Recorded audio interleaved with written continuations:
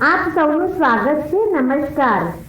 નખ એ શરીરનો એક એવો ભાગ છે જે ઘણી બધી શક્તિઓથી પૂર્ણ હોય છે અને ઘણા બધા લોકો તેના વિશે નથી જાણતા કે નખના માધ્યમથી જ કોઈને પણ વશીકરણ, કાળા જાદુ કે તંત્ર મંત્ર કરવામાં આવે છે અને પ્રાચીન સમયથી આ બધી વસ્તુઓનો ઉપયોગ થતો આવ્યો છે. અને ઘણા લોકો તો એવા હોય છે કે ખૂબ જ વધારે ભૂલો કરે છે, એટલે કે નખ કાપીને એમ જ કચરામાં નાખી દે છે, જેનાથી તેમના જીવનમાં દુર્ભાગ્ય આવે છે.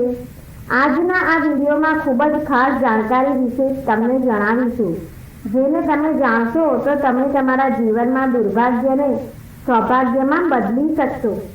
જો તમારા જીવનમાં ધનની સમસ્યા હોય તો નખના માધ્યમથી ધનની સમસ્યાને દૂર કરી શકાય છે.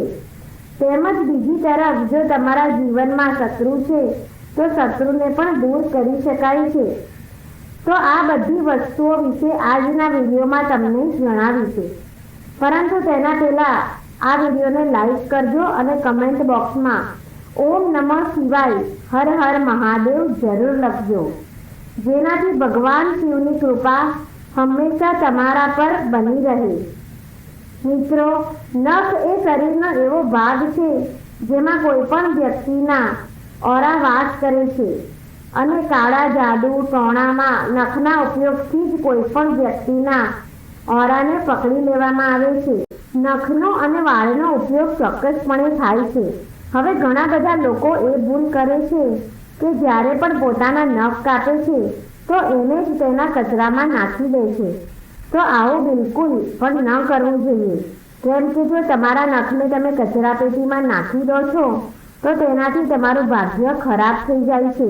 અને ઘણા બધા લોકોને તેના વિશે ખબર નથી હોતી, કેમ કે નખને તમે જેવા જ કચરાપેટીમાં નાખો છો તો તેનો સીધો પ્રભાવ તમારા જીવન ઉપર, તમારા ભવિષ્ય અને તમારા ઓરા ઉપર પડવા લાગે છે.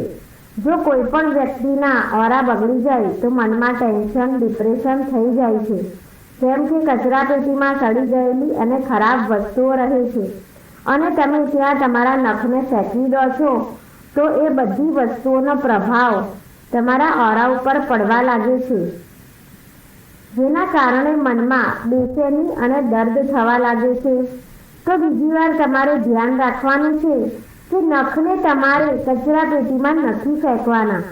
પરંતુ જો તમારા જીવનમાં ધનની સમસ્યા છે તો તમે એ વાતનું ધ્યાન રાખો કે મંગળવાર અને શનિવારના દિવસે ક્યારેય પણ નખ ન કાપવા જોઈએ. નખને કાપવા માટે માત્ર બુધવાર અને શુક્રવારનો દિવસ શ્રેષ્ઠ છે. શુક્રવારના દિવસે તમે આ નખને કાપીને જો કોઈ પણ વડના વૃક્ષના મૂળમાં નાખીને આવો છો કે પછી તમે તમારા ઘરની આસપાસ જે ઘણા બધા વૃક્ષો અને છોડ વાવીને રાખ્યા છે, તમે એના જ કુંડામાં તમારા નખને કાપીને નાખો છો, શુક્રવાર અને બુધવારના દિવસેનો જ ઉપયોગ કરવો જોઈએ. જો તમે એવું કરો છો તો તમે તેનાથી તમારા ઓરા એકદમ સારા થવા લાગશે.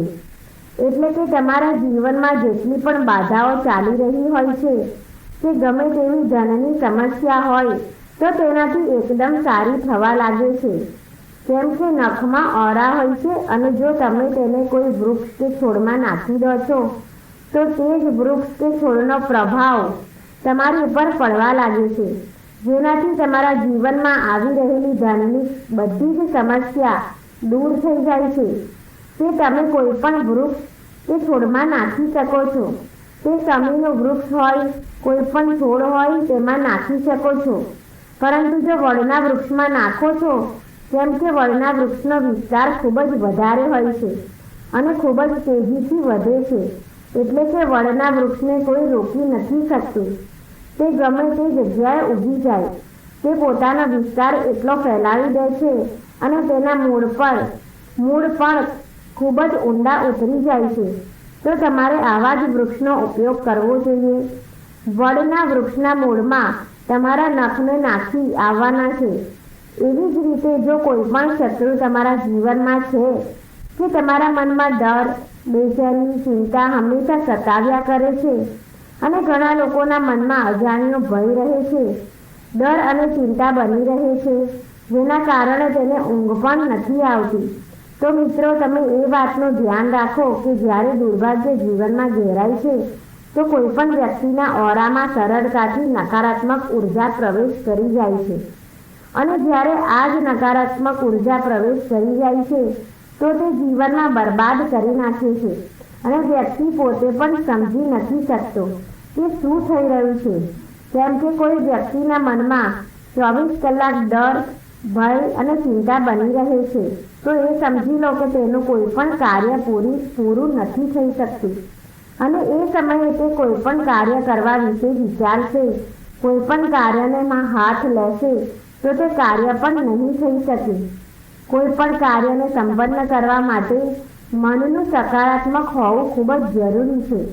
તો ઘણા બધા લોકો સાથે એ સમસ્યા રહે છે કે તેને રાત્રિએ સરખી ઊંઘ પણ નથી આવતી.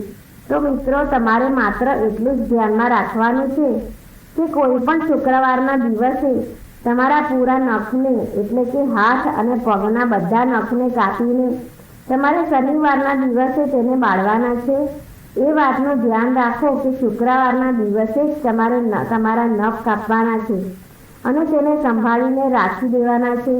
પછી શનિવારના દિવસે તેને કપૂરની મદદથી કે કોઈ પણ લાકડીને બાળીને તેની ઉપર નખ નાખીને બાળી દેવાના, બિલકુલ રાખ કરી દેવાના છે. અને પછી એ વાતનું ધ્યાન રાખવાનું છે કે નખ બિલકુલ રાખ થઈ જવા જોઈએ અને આ રાખને કોઈ પણ કુંડામાં નાખી દેવાની છે. આવું કરવાથી તરત જ ડર અને દરેક ચિંતા સમાપ્ત થઈને રાખ થઈ જાય છે. આ ખૂબ જ સરળ પ્રયોગ છે.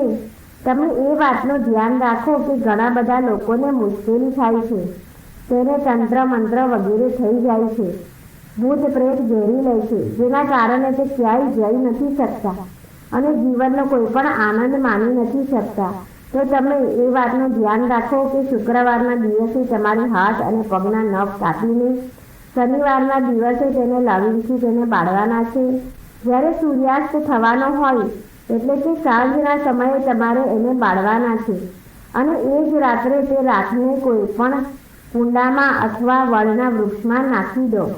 જેવો જ તમે આ પ્રયોગને શરૂ કરશો, તમે જાતે જ જોશો કે તમે પણ નકારાત્મક ઉર્જા તમને પરેશાન કરી રહી હતી તે જાતે જ ડરીને ભાગી જશે. કેમ કે નકારાત્મક શક્તિને આગથી ખૂબ જ ડર લાગે છે. એટલા માટે જે પણ વ્યક્તિનું અગ્નિ તત્વ મોટું હોય છે તો તે વ્યક્તિને ક્યારેય પણ ભૂત પ્રેત જેવી સમસ્યા સતાવતી નથી. તો આ વિડીયોમાં તમને જેટલા પણ પ્રયોગ જણાવ્યા છે તેને ચોક્કસપણે કરો અને તમે જાતે તમારા જીવનમાં બદલાવ લાવો. અને મહિલાઓએ પોતાના વાળને પણ અહીં ફેંકવા ના જોઈએ. તે પણ નકારાત્મક ઉર્જાનો સ્ત્રોત હોય છે. ક્યારેય પણ પોતાના વાળને ફેંકતા પહેલા તેની ઉપર થૂંકી નાખો, જેનાથી તેના ઉપર કોઈ ક્રિયા ન થઈ શકે. તેના વિશે વધુ જાણકારી માટે તમે આ વિડીયો જોઈ શકો છો. તો મિત્રો, આશા છે કે તમને આ માહિતી પસંદ આવી હશે. તો આ વિડીયોને લાઈક કરો, શેર કરો અને આ ચેનલ પર નવા હોય તો સબસ્ક્રાઈબ જરૂર કરો.